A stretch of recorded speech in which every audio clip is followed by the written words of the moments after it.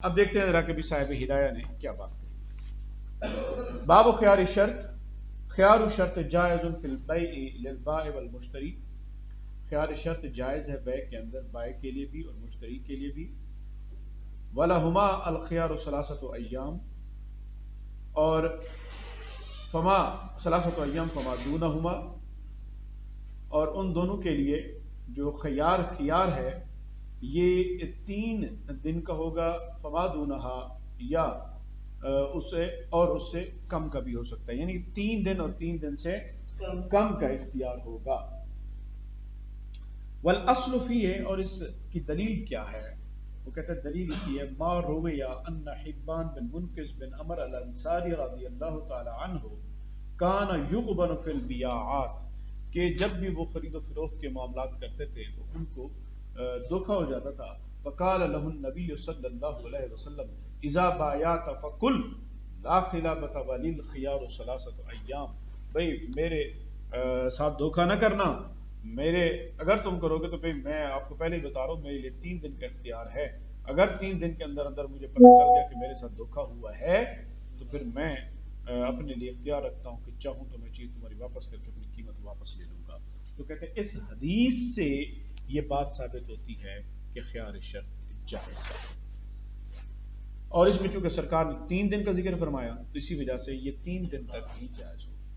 ولا يجوز اکثر منها عند ابی حنیفہ. امام صاحب فرماتے ہیں کہ 3 دن سے زیادہ کا اختیار ثابت نہیں ہوگا اور دلیل وہی ہے. ایک تو یہ خلاف قیاس ثابت ہے کیونکہ یہ مقتضائے عقد کے خلاف ہے، اور مقتضائے عقد کیا ہے کہ بھی عقد لازم ہو جانا چاہیے، لیکن یہ عقد لازم کی بجائے اس کو عقد غیر لازم بناتی ہے. تو اسی وجہ سے وہ کہتے ہیں کہ یہ جائز نہیں ہونا چاہیے تھا، لیکن اس کو نص کی وجہ سے ہم نے جائز قرار دیا. تو جو چیز خلاف قیاس ثابت ہوتی ہے وہ صرف اسی حد تک ثابت ہوتی ہے جس حد تک کا اس کا تذکرہ کیا جا رہا ہے. وَهُوَ قَوْلُ زفر والشافعی. یہی قول امام ظفر نے بھی کیا، امام شافعی نے بھی کیا. وقالا صاحبین یہ کہتے ہیں کہ یجوز اذا سمى مدۃ معلومۃ. وہ کہتے ہیں یہ جائز ہے جب کسی نے کوئی مدت معلومہ کا تذکرہ کر دیا، یعنی اگر اس نے کہہ دیا 2 ماہ 1.5 ماہ 3 ماہ 5 دن، اگر اس نے کسی نے یہ کہا کہ بس میرا ہمیشہ کے لیے اختیار ہے کہ جب بھی میرا دل چاہے گا واپس کر دوں گا، تو بالاتفاق یہ کسی کے نزدیک بھی یہ جائز نہیں ہوگا. بالاتفاق یہ جائز نہیں ہوگا. لیکن یہاں امام صاحب اختلاف کر جاتے ہیں. امام صاحب ایسے اس کیس کے اندر جب ابدا کی بات آتی ہے وہ کہتے ہیں کہ امام صاحب فرماتے ہیں کہ ابدا میں اگر تو وہ 3 دن کے اندر اندر کہا اس نے ابدا، لیکن اگر 3 دن کے اندر اندر وہ اپنا فیصلہ سنا دیتا ہے کہ ابھی میں نے عقد کر لیا، ٹھیک ہے مجھے چیز پسند آ گئی میں نے رکھ لی، بھائی کہتا ہے کہ چیز ٹھیک ہے جی میں نے آپ کو فیصلہ دے دیا میں نے آپ کو بیچ دی، تو کہتا ہے کہ 3 دن کے اندر اندر وہ یہ کر دیتے ہیں تو عقد جائز ہو جائے گا. چونکہ امام صاحب فرماتے ہیں یہ عقد فاسد تھا، سبب فساد دور ہو گیا تو لہٰذا اب وہ عقد صحیح ہو جائے گا. ہاں اگر 4تھا دن داخل ہوا تو پھر وہ اب عقد جو ہے وہ اس کو کینسل کرنا واجب ہو جائے گا. تو اسی وجہ سے وہ امام صاحب کہتے ہیں کہ 3 دن تک کا اس کو اختیار حاصل ہو جاتا ہے اگر وہ ابدا بھی کہے گا تبھی، لیکن باقی اس کو ناجائز کرا. امام ظفر کا قاعدہ تو الگ ہی ہے. وہ کہتے ہیں سبب فساد اتفاق آ گیا تو وہ دوبارہ سبب فساد اس سے جدا ہو ہی نہیں سکتا، وہ صلب عقد کے اندر آ جاتا ہے، لہٰذا عقد کو کینسل کرنا واجب ہے، دوبارہ سے ایجاب کو قبول کرو.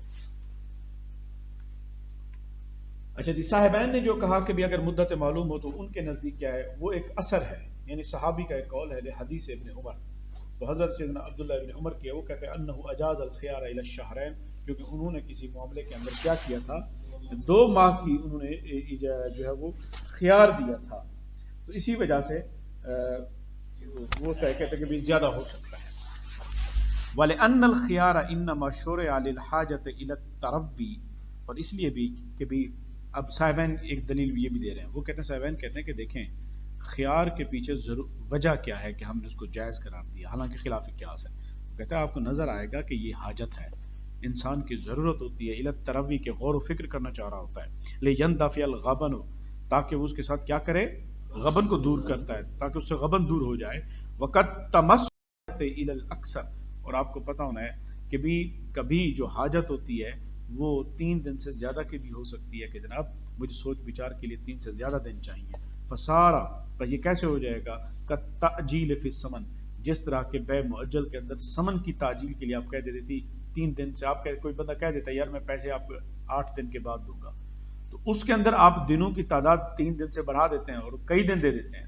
क्यों? इसलिए कि वहां पर भी तो यही हाजत होती है। तो कहते हैं हम इसी के ऊपर क्यास करते हुए यही कहेंगे कि जनाब यहां पर भी वही हाजत है, लिहाजा इस वजह से यहां पर भी 3 दिन से ज्यादा का ख्यार साबित होता है, लेकिन होगा मुद्दत मालूम, होगा मुद्दत मालूम यानी 1-1.5 महीना 1 महीना वो दे सकते हैं। वाले अभी हनीफा था, और इमाम साहब की राय क्या है, इमाम साहब कहते हैं कि अन्ना शर्त अल खियार युखालिफ मुख्तजल अक्द, वही बात जो हम पहले डिस्कस कर रहे हैं। इमाम साहब फरमाते हैं कि जो ख्यार शर्त है ये मुक्तज़ा अक्द की मुखालफत करता है, वह वल्लुज़ूम, और वो मुक्तज़ा अक्द क्या है, वो ये है कि अक्द लाजिम हो। अक्द लाजिम का क्या मतलब है कि मुताक़िदैन के हुकूक एक दूसरे के इवज़ैन के ऊपर क्या हो जाएं, साबित हो जाएं। व इन्नमा जब वज़ ना हो बिखिलाफ़िल क़ियास, वो कहते हैं कि भाई हमने तो एक तो ये किया कि इसको खिलाफ क़ियास साबित किया, जायज़ करार दिया हमने। बीमार रवैना मिन नस, जो कि हमने पहले एक हदीस नस जो है वो जिक्र कर दी। फ़यक्तसिरु अलल मुद्दत अल मज़कूरत फ़ीह, बस ये सिर्फ उसी हद तक मुद्दत तक महसूर रहेगा, मुख्तसर रहेगा, मुनहसर रहेगा जहाँ तक उसकी तादाद जिक्र की गई है। वंतिफ़त ज़ियादतो, और जो ज्यादती होगी उन 3 दिनों से ऊपर वो क्या हो जाएगी, उसकी नफी हो जाएगी।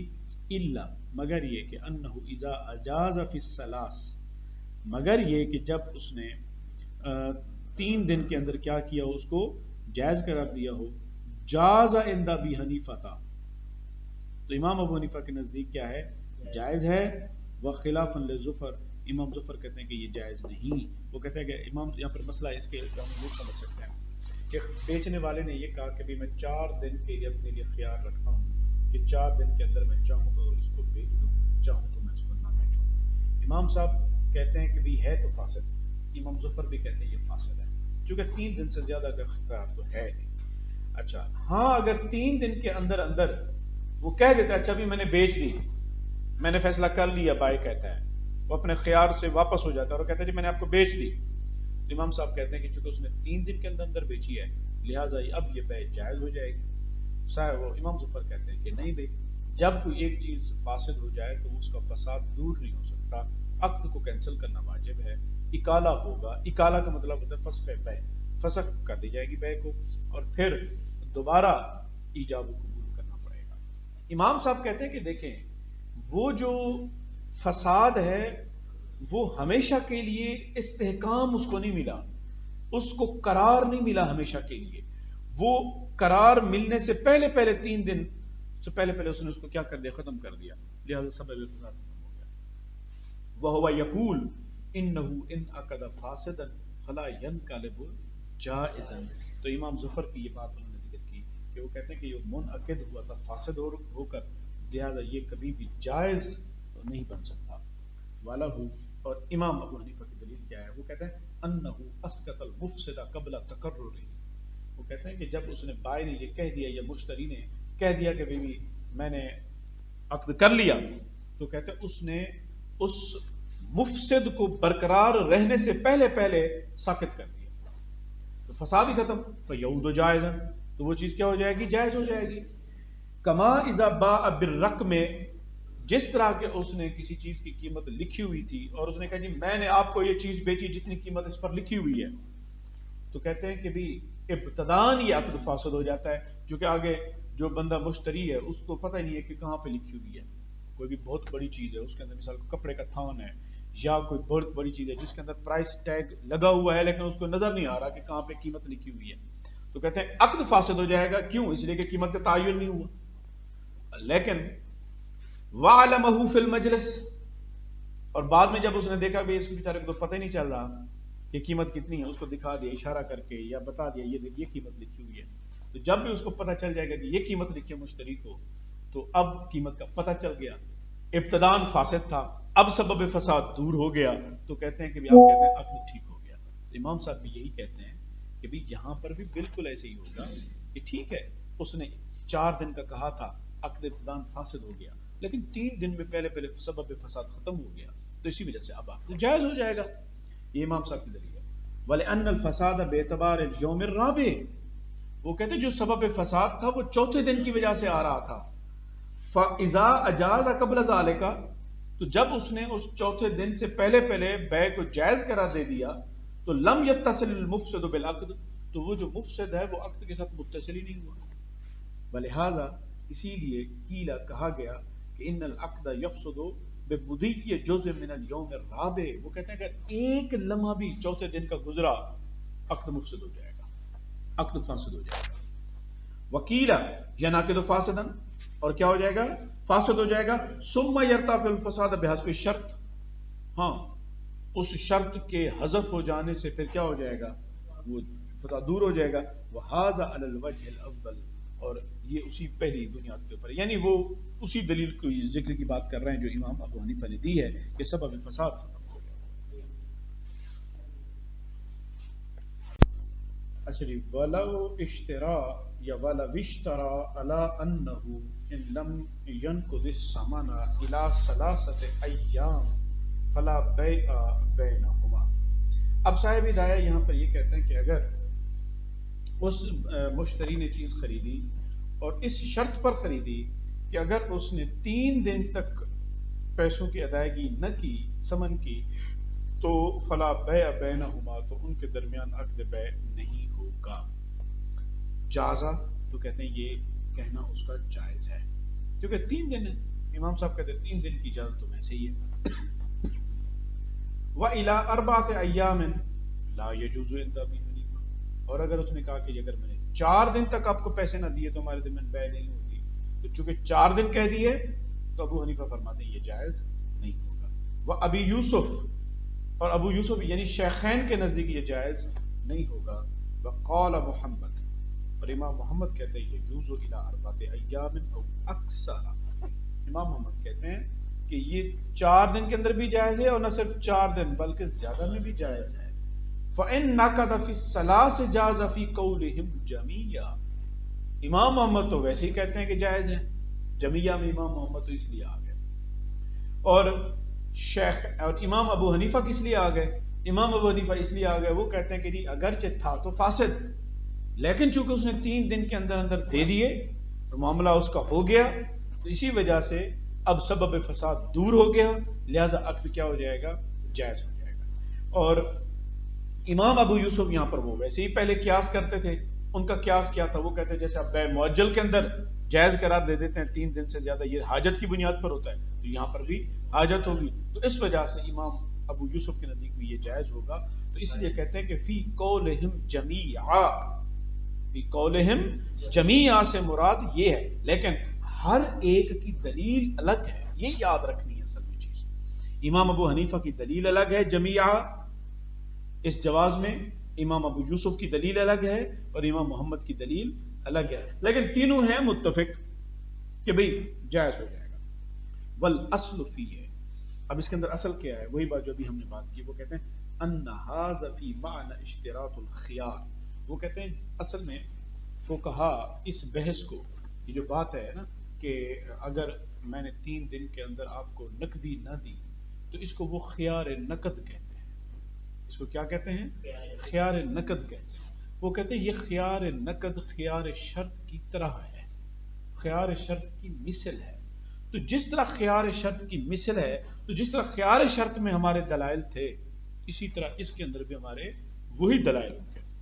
تو ان ھذا فی معنی اشتراط الخیار، کیونکہ اس کے اندر خیار نقد کے اندر یہی اشتراط خیار شرط کا معنی پایا جا رہا ہے. تو اذ الحاجۃ مست الی الانفساخ عند عدم النقد، کیونکہ حاجت جو ہے وہ اس بات کی طرف انفساخ کی طرف لے جاتی ہے، کب؟ جب نقدی ادائیگی نہیں کی جائے گی تو عقد فسخ ہو جائے گا. حاجت اسی بات کا تو تقاضا کرتی ہے. تحرزا عن المماطلۃ فی الفسخ، حاجت یہ کہتی ہے کہ بھئی اگر آپ یہ نہیں کریں گے تو پھر بیع فسخ ہونے میں بڑا لمبا ٹائم لگ جائے گا، وہ پیسے دینے میں ٹال مٹول کرے گا اور چیز دینے میں ٹال مٹول کرے گا، بیچارہ بائع کی ایسی اس کی چیز پھنسی رہے گی مبھی، تو لمبا عرصہ پڑتا رہے گا. تو اسی وجہ سے کہا کہ بھی آپ اس کے لیے کیا کر لیں، یہ خیار اس کو شرط کے قائم مقام ٹھہرا دیتے ہیں. فَيَكُونُ مُلْحَقًا بِهِ، تو یہ جو خیار نقد ہے خیار شرط کے ساتھ لاحق ہو گیا، خیار شرط کے ساتھ یہ لاحق ہو گیا. وقد مر ابو حنیفہ علی اصلہ فی الملحق بہ، تو کہتے ہیں ملحق ایک یہاں پر جو ملحق ہے خیار نقد ہے، اور جو ملحق بہی ہے وہ خیار شرط ہے. چونکہ یہی وہ بات کہی نا کہ ہم نے خیار شرط، خیار نقد خیار شرط کے ساتھ لاحق ہے. تو کہتے ہیں جو امام ابو حنیفہ کی جو اصل دلیل ہے ملحق بہی یعنی خیار شرط کے ساتھ جو گزری ہے خیار نقد کے بارے میں ابو حنیفہ کی بڑی دلیل ہے. وَنَفَذْ زِيَادَةَ عَلَى الثَّلَاثِ، اس میں بھی اگر 3 دن سے زیادہ کی شرط لگائی جائے گی تو وہ کیا ہوگی؟ زیادتی نفی ہو جائے گی، اس کی اجازت نہیں ہے. وَقَضَى محمد فی تجویز زیادت، امام محمد نے جو کہا تھا کہ بھی 3 دن سے زیادہ جائز ہے تو وہ تو ویسے ہی کہتے تھے خیار شرط میں تین کیا جتنا بھی ہو جائز ہے. تو امام محمد نے خیار نقد کے بارے میں بھی کہا زیادتی جائز ہے 3 دن سے. ابو یوسف اخذ فی الاصل بالاصل، ہاں امام ابو یوسف صلی اللہ علیہ وسلم یہاں پر وہ کہتے ہیں کہ اصل خیار شرط میں امام ابو یوسف حدیث ابن عمر لائے تھے کہ انہوں نے کیا کیا تھا، 2 مہینوں کی اجازت دی تھی. وفی حاضہ، اور خیار نقد میں وہ قیاس لے کے آئے، خیار نقد میں وہ قیاس کرتے ہیں کہ یہ خیار شرط کی مانند ہے. اسی وجہ سے وفی حاضہ المسئلہ قیاس آخر والیہ مال ظفر، تو کہتے ہیں اسی خیار نقد کے مسئلے میں ایک اور قیاس بھی کیا جاتا ہے، اور امام ظفر اسی قیاس کی طرف گئے. اور وہ قیاس کیا ہے؟ وہو انہ بیع شرط فیہ اکالۃ فاسدہ. وہ کہتے ہیں امام ظفر یہ کہتے ہیں کہ جناب اس کے قیاس ایک یہ بھی ہے، وہ یہ کہ ایک ایسی بیع ہے جس کے اندر اکالہ فاسدہ کی شرط رکھی گئی ہے. اور اکالہ فاسدہ کیا ہے؟ اکالہ فاسدہ وہ ہے کہ جس کے اندر بیع کی فسخ کو کسی شرط کے ساتھ معلق کیا گیا، کسی شرط کے ساتھ معلق کیا گیا ہو کہ بیع کی فسخ کو، تو وہ اکالہ فاسدہ ہوگا.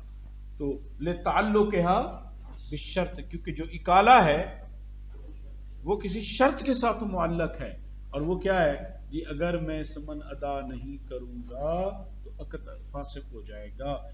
امام ظفر کہتے ہیں یہ تو اکالہ فاسدہ کو اپنے ذمن میں لیے ہوئے ہے، اکالہ فاسدہ کو. اشتراط الصحیح منہا فیہ، اور اشتراط الصحیح منہا فیہ مفسد للعقد فاشتراط الفاسد اولا. تو کہتے ہیں کہ جب اکالہ ایک ہے فاسدہ اور ایک ہے اکالہ صحیح، ایک ہوتا ہے اکالہ فاسدہ اور ایک ہوتا ہے اکالہ صحیح. اکالہ صحیح وہ ہوتا ہے کہ جس کے اندر آپ جو اکالہ ہوتا ہے وہ کسی شرط کے اوپر نہیں ہوتا، کسی شرط کے ساتھ متعلق نہیں ہوتا، تو ہم کہتے ہیں کہ یہ اکالہ صحیح ہے. مثال کے طور پر میں نے آپ کو یہ چیز بیچی اس شرط پر کہ آپ کو عقد فسخ کرنے کا اختیار ہے، تو کہتے ہیں کہ یہاں پر اکالہ کسی چیز پر معلق نہیں ہے، بلکہ آپ نے کہا کہ آپ کو عقد فسخ کرنے کا اختیار ہے، لیکن یہ اختیار بذات خود کسی اور چیز کے اوپر منحصر نہیں ہے، بلکہ یہ خود ایسی چیز بن رہا ہے جس کے اوپر عقد کا انحصار ہو رہا ہے. ہم کہتے ہیں یہ اکالہ صحیح ہے، کیونکہ یہاں پر اکالہ کسی چیز پر منحصر نہیں. تو کہتے ہیں کہ جب کسی بیع کے اندر اکالہ صحیح کی شرط رکھی جائے، جب کسی بیع کے اندر اکالہ صحیح کی شرط رکھی جائے تو وہ بھی بیع کو فاسد کر دیتا ہے. تو جب آپ ایک بیع کے اندر اکالہ فاسدہ لے کے آئیں گے تو بدرجہ اولا وہ عقد کیا ہو جائے گا؟ فاسد ہو جائے گا. جب آپ کسی عقد کے اندر اکالہ صحیح کی شرط لگاتے ہیں تو وہ عقد جائز نہیں ہوتا، عقد صحیح نہیں ہوتا، اور جب آپ اکالہ فاسدہ کی شرط لگائیں گے تو بدرجہ اولا وہ عقد صحیح نہیں ہوگا. تو یہی وہ بات کہہ رہے ہیں کہ وہ اشتراط الصحیح ہے منہا کہا کا مرجع اکالہ ہے. تو کہتے ہیں جب آپ اکالہ صحیح کی شرط لگائیں گے تو کہتے ہیں فی ہے بیع کے اندر مفسد للعقد، تو وہ عقد بیع کے لیے کیا ہوگا؟ مفسد ہوگا. فاشتراط الفاسد اولا، تو پھر اکالہ فاسدہ کی شرط رکھنا وہ بدرجہ اولا جن. وجہ الاستحسان ما بینا، آپ نے کہا تھا جی ہم نے تو استحساناً اس کو جائز قرار دیا، استحساناً کی وجہ کیا تھی؟ وہ نص تھی، خلاف قیاس. بات سمجھ آ گئی؟ تو یہاں پر بنیادی طور پر یہ بحث کی کہ خیار نقد خیار شرط کی مثل ہے، تو جو دلائل خیار شرط کے لیے تھے وہی دلائل خیار نقد کے